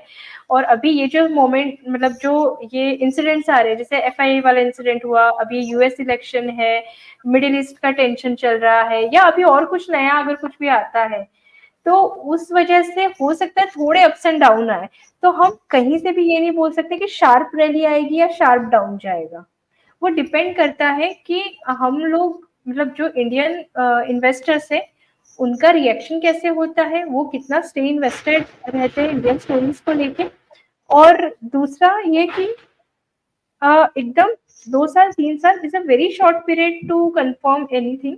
तो थोड़ा सा हम लोग उसको अपने इन्वेस्टमेंट को थोड़ा सा अभी अभी जो भी इन्वेस्टमेंट कर रहे हैं हम उसको थोड़ा सा एक मीडियम टर्म लॉन्ग टर्म तक लेके चले। ऐसा नहीं है कि आप, अगर मैंने आपको बोला कि आपको 5 साल 7 साल इन्वेस्ट करना तो उसके पहले आप पैसा नहीं निकाल सकते। आप पैसा निकाल सकते हो, डिपेंड करता है उस टाइम कैसी ग्रोथ रहती है, कैसा करंट वैल्यूज रहता है उसके ऊपर। लेकिन हम अभी अगर हम कुछ इन्वेस्ट करना चाहते हैं तो हम बहुत शॉर्ट टर्म पे फोकस ना करें, 1 साल 2 साल 3 साल पे, हम थोड़ा सा लॉन्ग टर्म स्टोरी पे करें। क्योंकि अभी जैसे ट्रिगर्स दिख रहे हैं उस हिसाब से ये है कि जर्नी जो होगी उसमें स्पीड ब्रेकर्स ज्यादा आएंगे।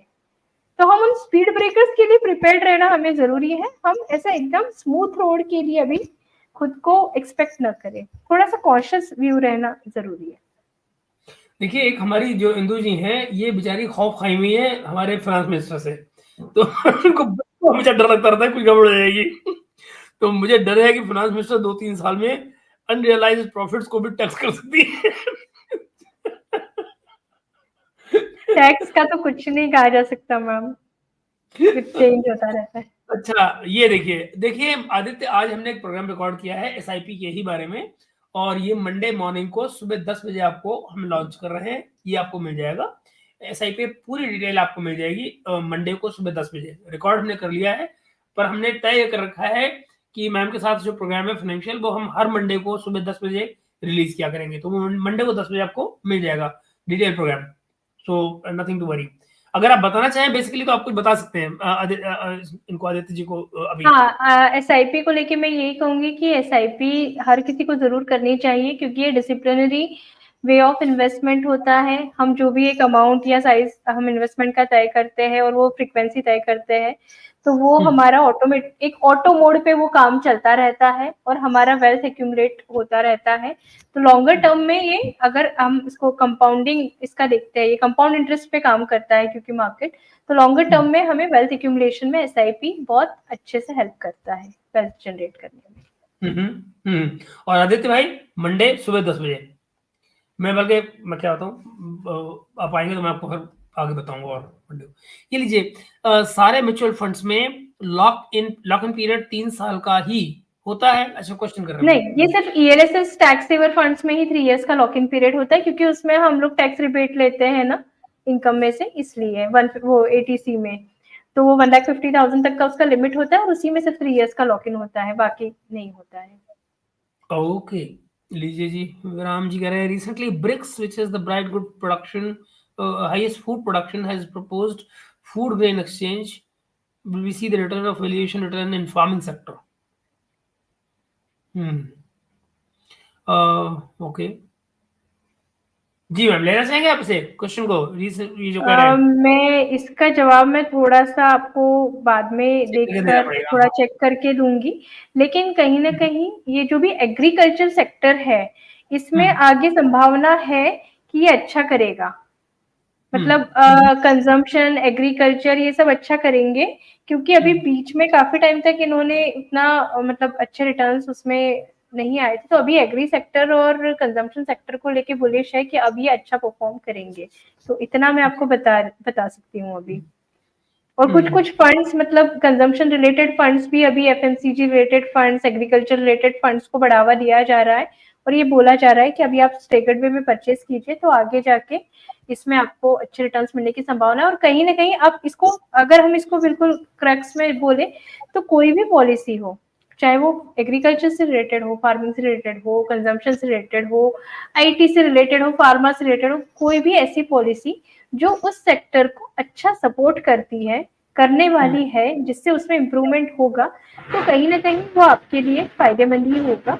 तो अगर वो आपके लिए फायदेमंद है तो कहीं ना कहीं वो आपके स्टॉक प्राइसेस को भी इंक्रीज करने में मदद करेगा। बस ये है कि हमें थोड़ा सा पेशेंस रख के उसको वॉच करना पड़ेगा। अरे ये रह गया, ये किसका था ये? हाँ, ma'am, you have on government run companies, there are so many, so can not specify any. Government run company मतलब पीएसयूज। हाँ, तो पीएसयूज कैसे काम करेगी? पीएसयू में तो एक रैली ऑलरेडी आ चुकी है, मतलब पिछले 2 साल में अगर आप देखोगे, 2-3 साल में पीएसयू कंपनीज ने बहुत बहुत ज्यादा अच्छा रिटर्न दिया। बीच में बिल्कुल नहीं चल रही थी, अभी बहुत अच्छी चल रही है। कहीं ना कहीं जो गवर्नमेंट की जो पॉलिसीज, रिफॉर्म्स और ये सब है, वो काफी अच्छे सपोर्टिव है, उस वजह से ये रन हमें देखने को मिल रहा है। Okay, they were saying if you are below 30 assets in equity should be 80%, and below 40 should be 50%, and below 50 should be 30 to 40%. Now, what is your view? Does this hold true still or not? Sir देखिए, ये एक था, मतलब just लोगों ने इसलिए specify किया है कि अगर आप 30 के अंदर हो तो आपका जो ये बोल रहे हैं कि 80% इक्विटी होनी चाहिए, तो ये इसलिए क्योंकि आपका उस टाइम पे रिस्क टेकिंग एबिलिटी ज्यादा होता है, आपकी लाइबिलिटीज उस टाइम पे उतनी नहीं होती है, कम होती है, इसलिए आप 80% तक इक्विटी में इन्वेस्ट कर सकते हैं, सो दैट मार्केट के अगर कुछ फ्लक्चुएशंस भी होते हैं तो आप उनके लिए रेडी रहते हैं। फिर जो ये बोल रहे हैं कि 40 में आपका 50 होना चाहिए और फिर 50 के ऊपर आप 30 to 40 होने चाहिए, तो ये एक तरह से वो फाइनेंशियल इसमें रूल्स बना के दिए हैं और ये रिस्क टेकिंग एबिलिटी को बताता है।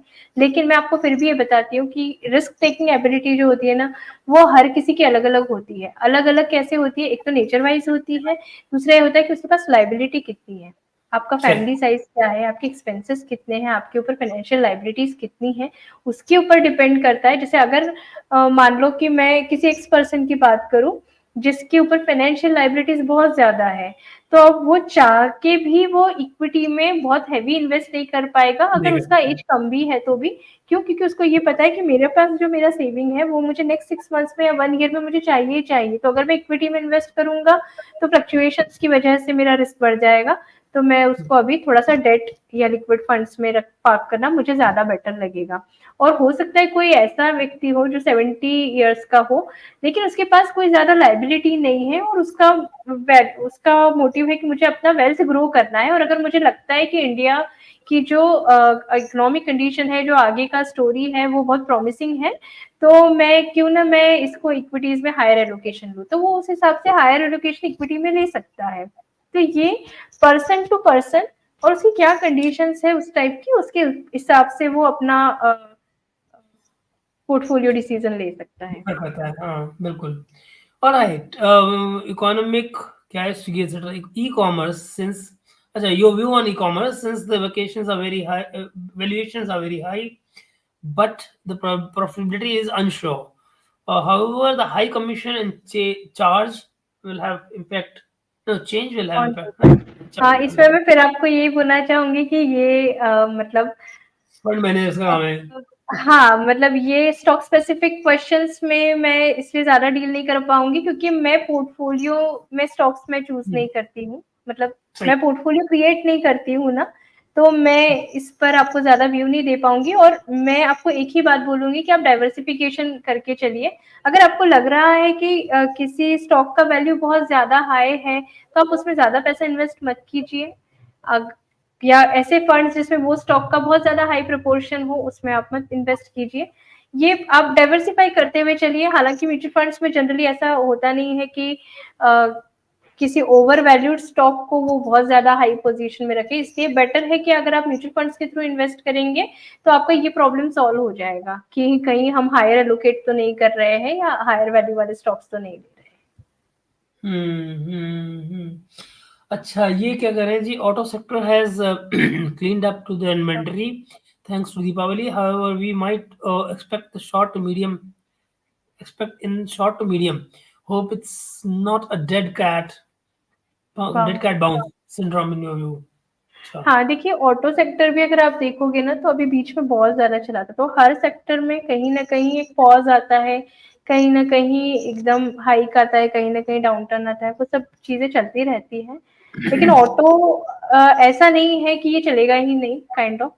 तो आप फिर वही चीज है कि आप डाइवर्सिफाई करते चलिए अपना पोर्टफोलियो, तो प्रॉब्लम नहीं आएगी।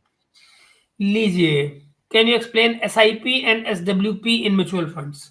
जी, हाँ, एसआईपी जैसे मैंने अभी एक्सप्लेन किया था कि हम लोग एक फिक्स्ड इंटरवल, मतलब हम प्लान कर सकते हैं कि फिक्स्ड अमाउंट हम कितना इन्वेस्ट करना चाहते हैं, हम मंथली कितना फिक्स्ड अमाउंट इन्वेस्ट कर सकते हैं, किस फ्रिक्वेंसी में कर सकते हैं, हमको मंथली करना है, डेली करना है, क्वार्टरली करना है, उस हिसाब से हम लोग एसआईपी प्लान कर सकते हैं अपनी, और उसको एक लॉन्ग टर्म के लिए हम लोग रजिस्टर कर सकते हैं। दूसरा एसडब्ल्यूपी मतलब सिस्टमैटिक विड्रॉवल प्लान होता है। तो जब अगर हमारे पास, या तो हमारे पास एक ऑलरेडी कॉर्पस अवेलेबल होना चाहिए, तो उस कॉर्पस से हम सिस्टमैटिक विड्रॉवल प्लान रजिस्टर करके और एवरी मंथ या एवरी क्वार्टर हम लोग उसमें विड्रॉवल ले सकते हैं। तो उस हिसाब से होता है। या फिर अगर हमारे पास वो एक्यूमुलेटेड कॉर्पस नहीं है तो हम एसआईपी के थ्रू आने वाले 5 साल 10 साल या जैसा भी हम लोग जिस अमाउंट की एसआईपी करें उस हिसाब से हम एक कॉर्पस क्रिएट कर सकते हैं और फिर उसमें एसडब्ल्यूपी रजिस्टर कर सकते हैं। तो एसडब्ल्यूपी में ये होता है बेसिकली कि कहीं ना कहीं आपका विड्रॉवल भी होता जाता है, और अगर मार्केट इंक्रीज होता है, वैल्यूएशन इंक्रीज होते हैं, तो आपका जो कॉर्पस होता है उसका करंट वैल्यू भी बढ़ता जाता है, और over the long period of time ये आपको अच्छी ग्रोथ देता है। Okay, and your view on export-oriented companies versus inter-consumption stocks, which one do you see more in near term and medium term? Export oriented companies and inter consumption stocks, अभी ना थोड़ा सा consumption को लेके ज्यादा positive है market में, मतलब कंजम हम लोगों को भी ये जो एमसीज वगैरह से बात होती है उसमें हमको कंजम्पशन स्टॉक्स ऐड करने, कंजम्पशन म्यूचुअल वाले म्यूचुअल फंड्स या जिसमें उनका हायर परसेंटेज है उनको ऐड करने के लिए बोल रहे हैं, कंजम्पशन एफएमसीजी हो ये। तो कहीं ना कहीं हम लोग कंजम्पशन वाले बेस्ड इसमें जा सकते हैं, बट वो भी डाइवर्सिफाइड करके अपने हिसाब से अपना रिस्क वगैरह पैरामीटर तय करके। मुझे लगता है कि गवर्नमेंट का बस चले तो चाय की टपरी में भी न छोड़े, टैक्सिंग की बात कर रहे होंगे कि उसमें भी टैक्स लगा दे। ओके, पीएसयू बैंक्स हाँ versus private bank and NPS. Sir देखो पीएसयू में तो ना ऑलरेडी एक रैली आ चुकी है अच्छी खासी। अगर अगर हम वैल्यूएशन की बात करें और हम लोग चीप वैल्यूएशन की बात करें, चीप या मतलब थोड़ा मॉडरेट वैल्यूएशन की बात करें, तो प्राइवेट बैंक्स अट्रैक्टिव स्पॉट्स बना रही है। तो कहीं ना कहीं अगर प्राइवेट आप ऐसे अगर आप म्यूचुअल फंड में सिलेक्ट करें तो आप ऐसे म्यूचुअल फंड सिलेक्ट कीजिए जिसमें प्राइवेट बैंक वाले स्टॉक्स का पोर्शन ज्यादा हो, या फिर अगर आप स्टॉक सिलेक्ट कर रहे हैं तो आप अपना एनालिसिस करके और जो भी प्राइवेट बैंक्स आपको अच्छी लगती है उसमें आप मेजर एलोकेशन कर सकते हैं। जहां तक रही एनपीएस की बात, तो एनपीएस तो 2018 के बाद जो सारा वो डेट क्राइसिस और वो सब आया था, उसके बाद बैंक्स ने अपना बैलेंस शीट्स और ये सब काफी हद तक क्लियर कर लिया है।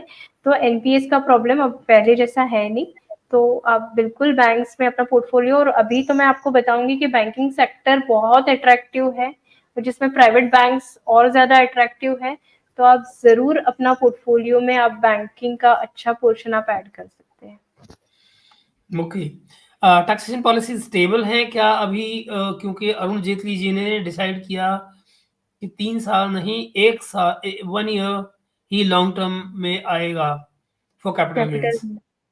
नहीं, टैक्स देखिए अभी तो 3 साल का पता नहीं, ये तो काफी टाइम से चल रहा है ना कि 1 ईयर को ही हम लोग इक्विटीज के, अगर इसमें केस में आप हम लोग देखते हैं प्योर इक्विटीज में तो 1 ईयर का ही पीरियड हम मानते हैं कि 1 ईयर से अंदर का इन्वेस्टमेंट होगा तो short term capital gain tax attract होंगे, और 1 ईयर से ऊपर का पीरियड होगा तो long term capital gain tax attract होंगे। तो ये 1 ईयर का ही क्राइटेरिया है जो प्योर इक्विटीज है उसमें। और बाकी फिर जो दूसरे अलग अलग कैटेगरीज है उसमें अलग अलग टाइप का, मतलब कुछ इसमें स्लैब रेट पे है, कुछ इसमें उन्होंने 2 ईयर्स का पीरियड रखा है कि 2 ईयर्स का अगर जैसे फंड ऑफ फंड्स वगैरह होते हैं या जिसमें इस टाइप का टैक्सेशन होता है तो उसमें वो 2 ईयर्स के बाद वो वापस इक्विटी टैक्सेशन 12.5 के आस पे आ जाएगा, टैक्स स्लैब पे आ जाएगा। ये आगे पूछते हैं जी मैम, मैम एनालिसिस करते वक्त डॉक्यूमेंट्स को कैसे, मेरे ख्याल से डॉक्यूमेंट्स ही है जो लिख रहे हैं, डॉक्यूमेंट्स को कैसे कनेक्ट करें, ये थोड़ा कॉम्प्लिकेटेड है। वो डिपेंड करता है कि आप एनालिसिस किसका कर रहे हैं, आप स्टॉक्स का एनालिसिस करें, आप म्यूचुअल फंड का एनालिसिस करें, आप कैसा एनालिसिस करें उसके ऊपर चीजें डिपेंड करती है।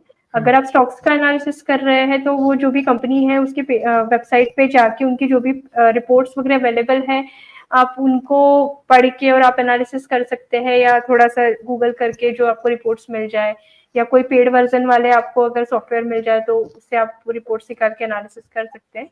अगर आप म्यूचुअल फंड पे जा रहे हैं तो म्यूचुअल फंड की वेबसाइट्स जो होती है उसमें उनके जो कंप्लायंस वाले जो डॉक्यूमेंट्स होते हैं उनके सेक्शंस होते हैं, उसमें जैसे एसआईडी एसएआई जो होते हैं उसको आप पढ़ सकते हैं। उसमें स्कीम्स की डिटेल वगैरह बहुत अच्छे से पूरा डिटेलिंग किया होता है। प्रोडक्ट नोट्स आप पढ़ सकते हैं अगर आपको उतना डिटेल नहीं पढ़ना है तो वो तो सिंगल पेजर वगैरह में होते हैं तो उसमें क्रिस्प में आपको बताया जाता है। पर बाकी अगर आपको वैसा गवर्नड रेगुलेटेड वाला डॉक्यूमेंट देखना है तो एसआईडी एसएआई करके जो डॉक्यूमेंट होते हैं, scheme information document, scheme additional information, ये सब आप पढ़ सकते हैं। ओके। मैं आगे ले लेता हूँ मित्रों, ये कौन जीत रहा है, अभिषम जी पूछ रहे हैं। अभिषम जी ये मामला थोड़ा सा ना अभी गंभीर है, अभी ये ना बड़ा नजदीकी मामला है, कोई क्लियरली ये कहा नहीं जा सकता है कि कौन जीत रहा है।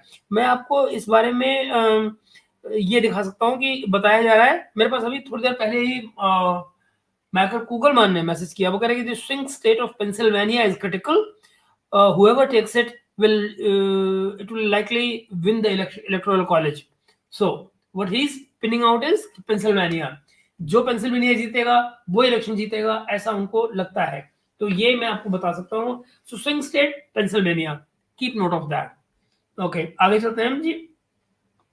मेरा एनालिसिस नहीं है, मैं अमेरिका में नहीं हूँ, मैं यहाँ पहाड़ में बैठा हूँ दिल्ली हिंदुस्तान के अंदर। So I am just getting the reports and I am just giving you my impression of that. A lot of rational talk goes why loss-making companies are releasing IPOs. Your thoughts? Okay. जो मैंने आपको बताया ना कि उनका एक objective ये हो सकता है कि अपना डेट क्लियर करना, तो उसके लिए भी वो आईपीओ लेके आती है, तो वो एक उसका रीजन हो सकता है। डिविडेंड यील्ड क्या है एमएफ डिविडेंड और यील्ड मिड एमएफ और कैप। मिड कैप एमएफ दोनों अलग अलग है, दोनों बहुत अलग है।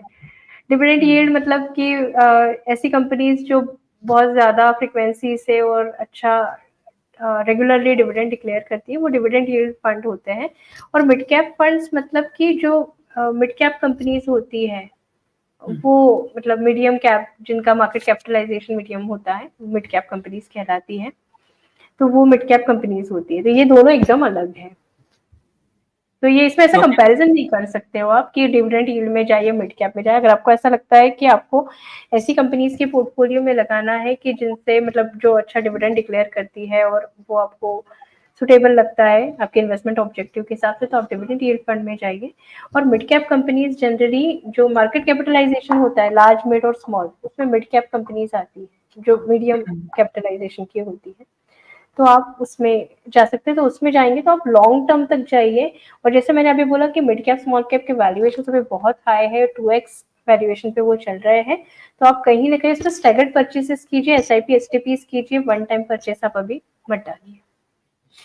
ये मैं दोस्तों आखिर के 2-3 कमेंट्स ही लूंगा क्योंकि बहुत देर हो गई है। मैंने इनको 15-20 मिनट के लिए बुलाया था और 1 घंटे से ऊपर हो गया है।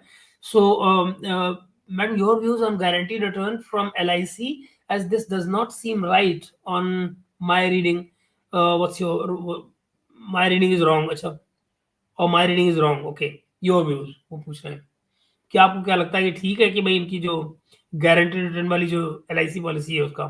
गारंटेड रिटर्न वाली जो भी स्कीम्स रहती है ना, उसका आपको देखना कि उसका IRR क्या होता है, इंटरनल रेट ऑफ रिटर्न जो होता है वो बहुत कम होता है। जनरली 5-6%, 6.5 इतने के आसपास ही होना चाहिए। आप और इसका जो एडवाइजर्स होंगे उनके LIC के, आप उनसे एक बार कंसल्ट करना। पर जनरली इनके IRR इतने होते हैं, तो आगे जाके इन्फ्लेशन बीट नहीं कर पाती है। क्योंकि आप मतलब आप देखो कि जिस हिसाब से परचेसिंग पावर और महंगाई दर बढ़ रही है, उस हिसाब के रिटर्न इनके नहीं आते हैं। तो कहीं ना कहीं अब सही गलत कुछ नहीं होता है, ये सबका अपना अपना परसेप्शन, अपना प्रेफरेंस और अपना कंफर्ट होता है। उस हिसाब से लोग अपना डिसीजन लेते हैं। किसी को मार्केट की फ्लक्चुएशन अप्स एंड डाउन नहीं समझ में आते हैं, उनको ऐसा लगता है कि नहीं हमें तो कम मिले चलेगा पर हमको गारंटेड रिटर्न चाहिए, वो LIC पॉलिसीज पे जा सकते हैं। इसमें इंश्योरेंस वगैरह का भी कुछ पोर्शन रहता है, तो उनको वैसा अच्छा लगता होगा। अगर किसी को लगता है कि नहीं हमें ग्रोथ चाहिए, हमें इन्फ्लेशन बीट करना है, हमें आगे जाके अपनी परचेसिंग पावर बढ़ानी है, तो हमें फिर LIC पॉलिसीज की जगह हमें टर्म प्लान ले लो आप, जो जिसमें कवर भी ज्यादा होता है, प्रीमियम कम होती है। वो टर्म प्लान आप ले लो और साथ में आप इन्वेस्टमेंट जो है आप मार्केट वाले इन्वेस्टमेंट्स को आप दोस्तों खबरें बहुत ज्यादा हैं। आखिरी कमेंट ले रहा हूं मैं, इसके बाद में हम मैम को विदाई देंगे और उसके बाद में हम जो है अपनी आगे की बहस चलाएंगे, वरना टाइम बचेगा नहीं हमारे पास। Ma'am, your views on PSU power and private sector, private private power and power. Also nonsense discoms, okay, and distribution companies, short term versus long run as capex is very high. Okay, very very high. देखिए, power sector अगर आप बात करते हैं, अभी आप PSU और private हम इसको थोड़ा अलग रखते हैं। पावर सेक्टर की अगर बात करते हैं तो कहीं ना कहीं मुझे लगता है कि इसका फ्यूचर बहुत ब्राइट है। भले ही अभी वैल्यूएशंस थोड़े से हाई है, लेकिन उतने हाई भी नहीं। अगर आप निफ्टी 50 से इसका PE कंपेयर करोगे ना, तो पावर सेक्टर का PE कम है। मतलब अभी हमने 2-3 मंथ पहले हमने एनर्जी सेक्टर वाले जो फंड्स किए थे, तो उसमें हम लोग कहीं ना कहीं ये देख रहे थे कि निफ्टी का PE 23 है, तो ये एनर्जी कंपनीज का जो PE है, मतलब एनर्जी जो इंडेक्स का PE है, वो कहीं ना कहीं समथिंग 14 के अराउंड है। तो वो गैप अच्छा खासा था। तो अगर दूसरी चीज ये है कि मैन्युफैक्चरिंग सेक्टर को लेके गवर्नमेंट बहुत बढ़ावा दे रही है। मैन्युफैक्चरिंग हम PLI schemes, make in India, ये सब हम इन इनिशिएटिव के हिसाब से हम लोग मैन्युफैक्चरिंग सेक्टर में बहुत अच्छा ग्रोथ होते हुए देख रहे हैं। तो क्या मैन्युफैक्चरिंग बिना पावर के हो सकता है? नहीं हो सकता है। तो कहीं ना कहीं एनर्जी, पावर, ये सारी कंपनीज आपको अच्छा ग्रो करते हुए आगे के टाइम पे दिखेगी। तो आप इसमें जरूर इन्वेस्ट कीजिए और कॉम्बिनेशन में इन्वेस्ट कीजिए, प्राइवेट और PSU दोनों के। Wonderful. Deepti ji, thank you so much. आज की आपने आपने समय दिया आज के लिए, उसके लिए आपका। मैंने 15-20 मिनट के लिए आपसे वादा किया था और यहाँ 1 घंटे से ऊपर हो गया। लेकिन चूंकि समय की भी कमी है और बहुत सारी अंतर्राष्ट्रीय खबरें हैं जिनको हमें भी कवर करना है, जी मैं आपसे विदा लूंगा। लेकिन मित्रों, आप मैम से डायरेक्टली सवाल पूछ सकते हैं। मैं उनकी जो तमाम डिटेल है वो उस प्रोग्राम के आखिर में इसके डिस्क्रिप्शन में डाल दूंगा, वीडियो के डिस्क्रिप्शन में। तो आप वहां से उनको कांटेक्ट भी कर सकते हैं, मेल कर सकते हैं और संपर्क आपका हो सकता है। Thank you so much ma'am for thank joining you so us. Much आपको भी, आपने शो में इनवाइट किया, और थैंक यू सारे व्यूवर्स को जिन्होंने इतना इंटरेस्ट से देखा और सारे क्वेश्चंस आपने पूछे। आई होप मैंने कुछ आंसर करने की कोशिश की हो। जो नहीं कर पाए होंगे वो हम लोग पर्सनली बाद में भी डिस्कस कर सकते हैं। तो जैसे सर बोल रहे हैं कि डिस्क्रिप्शन में डिटेल रहेगी, तो आप लोग मुझे 1-on-1 पर्सनली भी कॉन्टेक्ट आप जरूर कर सकते हैं, और आपके सारे क्वेश्चंस को मैं सॉल्व करने की, मतलब उसका आंसर देने की मैं पूरी कोशिश करूंगी। Thank you so much. Thank you ma'am, thank you.